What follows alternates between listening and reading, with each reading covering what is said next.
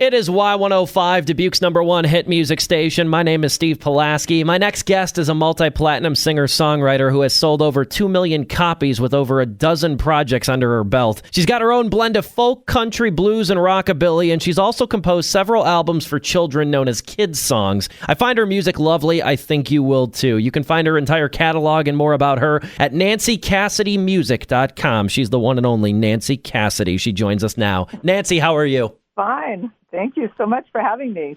Absolutely, Nancy. Give us an introduction to people who might not be familiar with your work. What should people know about Nancy Cassidy and her music? I chose children's music that I felt like would let kids feel their feelings because my background was, I'm one of 7, and I grew up on a dairy farm in the San Joaquin Valley and was trained as a therapist, which I only actually was a therapist for several years, and then I was a camp director and a river guide, and so we took kids down the river, and I would play music on the river and at camp, and I really wanted to choose songs that made kids feel good about themselves. That was my main sort of selection. I'm also a songwriter and for adults, and I explore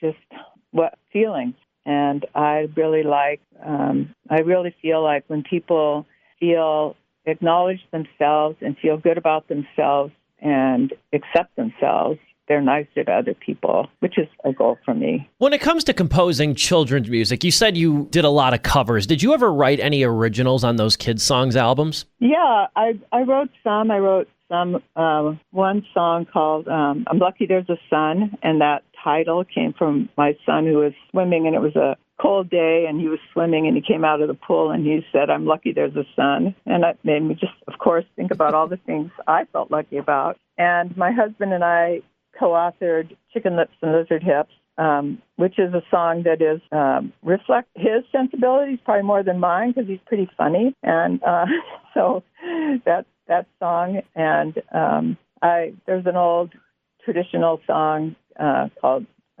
Chicken that I rewrote because I like chickens, and so I made it into a song that was favorable to chickens also, which has been on Orange is the New Black. But yeah, a lot of the songs I would rewrite some of the lyrics if I didn't like them, if they were traditional, but I did a lot of covers for KidsSongs, mostly covers, yeah.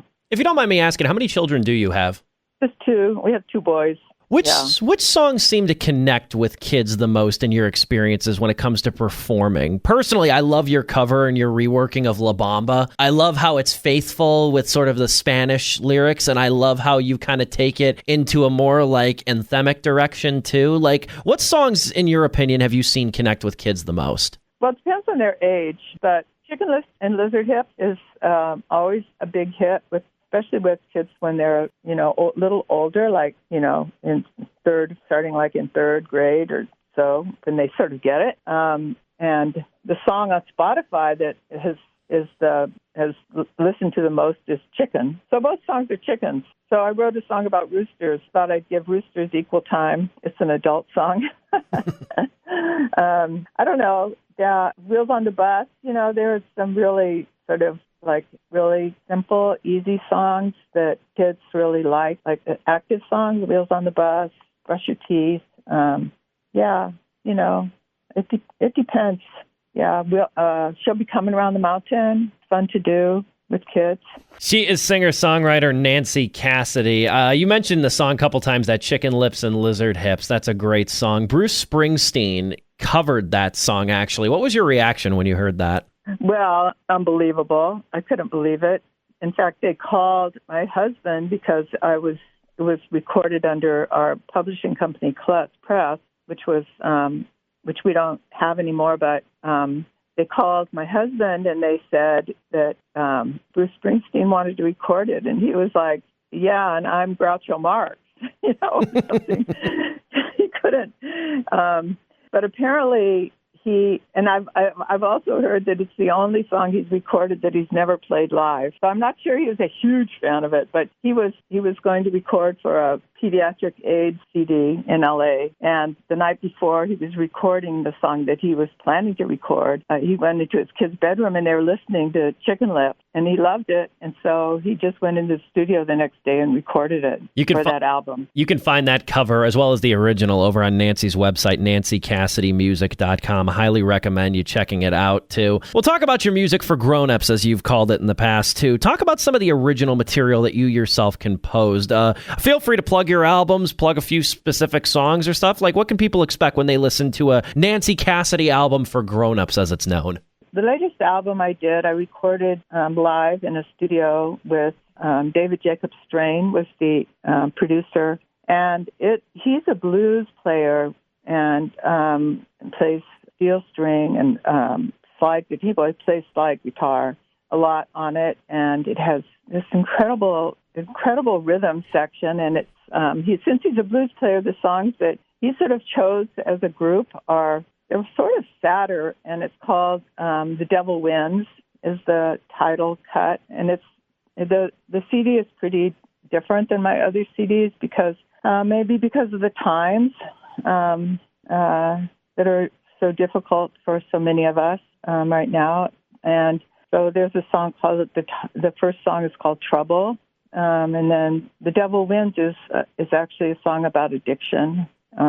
And there are a lot of different kinds of addiction, and I'm not really very specific about what addiction it is, but it's a song about addiction, and sort of ends on a happy note, which is "All Things Are One." And the other CDs are more, well, it's a variety. They're a variety, but folk songs and, some songs with beat and some songs with one of my CDs is one of the first ones I recorded is called "Runaway Train," which was written about my niece who was living with us at the time, who didn't fit in socially with her surroundings. And I write a lot of love songs.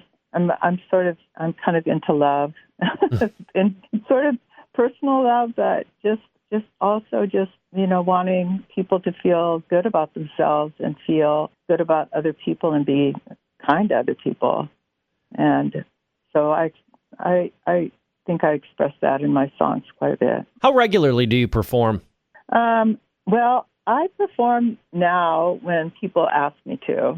I enjoy performing, but I don't enjoy asking to perform. So I just wait for somebody to ask me. If people ask me, I play pretty much weekly at a senior daycare, which I really love.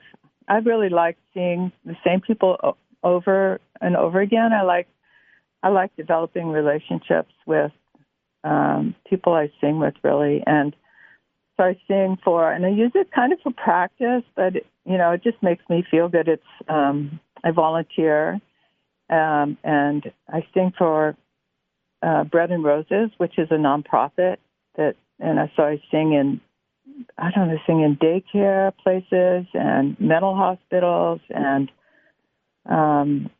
for drug rehab for adult men. I enjoy that a lot. I really like starting, like coming into a group of drug rehab people and just, I don't know, just opening their hearts is what it feels like I try to do. I want to do.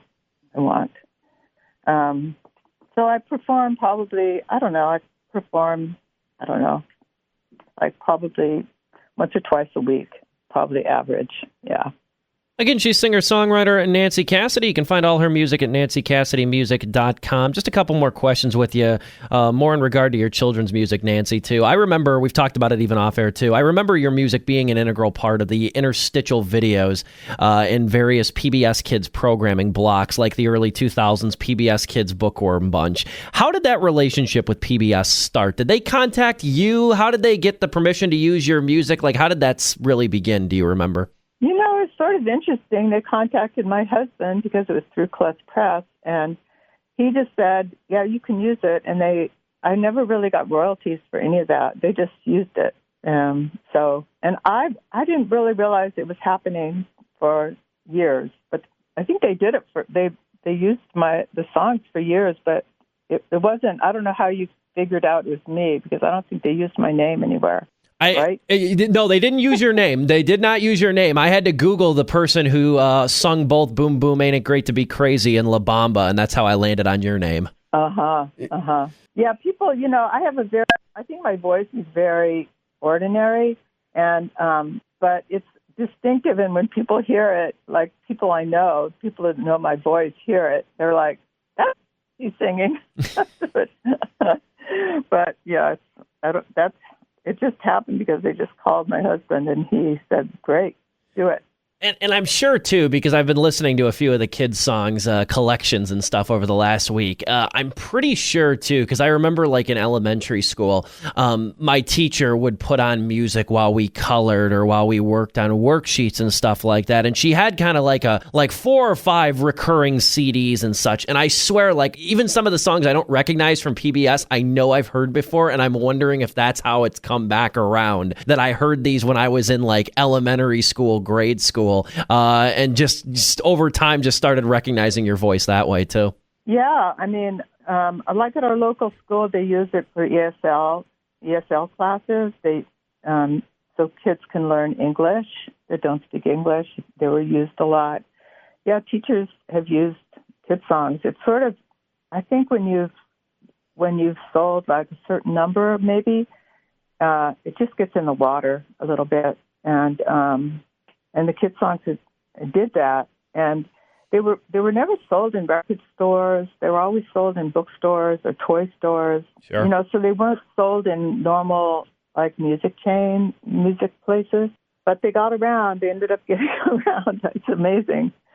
Pretty amazing. Again, she's Nancy Cassidy. Nancy, you're absolutely wonderful. I want to give you the final word. Whatever you want to promote, whether it's your website, whatever you want to kind of end on, I want to give you the final word for this. Well, thank you, Steve, and I really appreciate it. And, I mean, really, my final word is that I just think that music and art are just really wonderful for the people that perform and do art, and for people that our listeners, and I just think it's just really great to promote art in our society as a way to help us all get along better. So, and my kids songs and my adult songs they're online on Spotify and things, but I also have CDs that people are welcome to get through. Amazon is probably the easiest way to find my music. NancyCassidyMusic.com is where you can find everything at Nancy Cassidy. Nancy, again, you are wonderful. I greatly appreciate your time. I wish you nothing but continued success. Well, thank you so much, Steve.